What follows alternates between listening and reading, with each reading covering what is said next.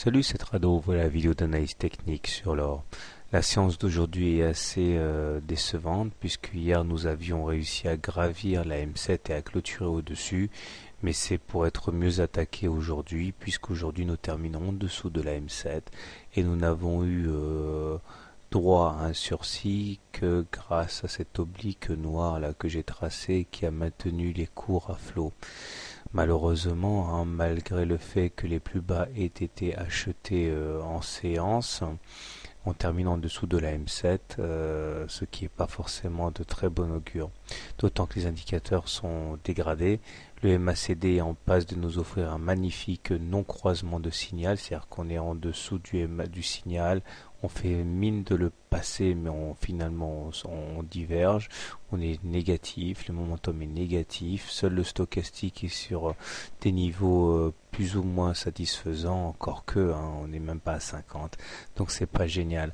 Je m'attendais à ce qu'on aille chercher à minima la M20 avant éventuellement d'être attaqué, mais l'attaque s'est faite plus précise en cours de séance, alors même que la hausse a été modeste.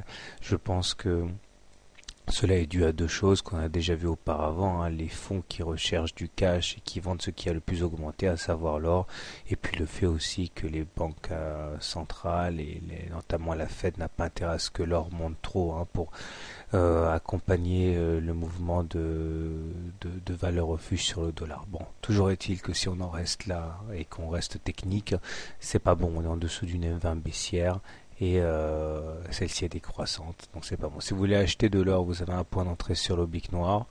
Sinon, vous pouvez attendre qu'on aille enfin rallier l'objectif qui est l'oblique ici de long terme.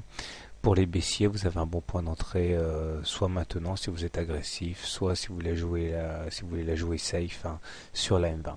Quant à moi, tout naturellement, puisqu'on est en dessous d'une M20 baissière, je privilégie plutôt les ventes à découvert que les achats, si ce n'est que je ne le ferai pas moi-même puisque le contexte est très très tendu et qu'il suffit qu'une très mauvaise nouvelle, style une faillite de Dexia, arrive sur les prompteurs pour que l'or explose. Donc la tendance n'est pas haussière, mais il est dangereux de vendre à découvert l'or. Voilà, bonne soirée, bon trade, à demain.